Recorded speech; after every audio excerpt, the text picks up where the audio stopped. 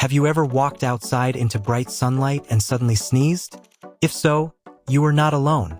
This is called the Photic Sneeze Reflex, or ACHOO Syndrome, and it affects about a third of the population.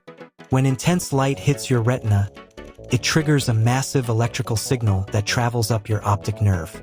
Because this pathway lies close to your trigeminal nerve, which triggers sneezes, the electrical signals cross wires. This tricks your brain into thinking your nose is irritated, triggering an involuntary sneeze to clear it. Subscribe for daily medical facts.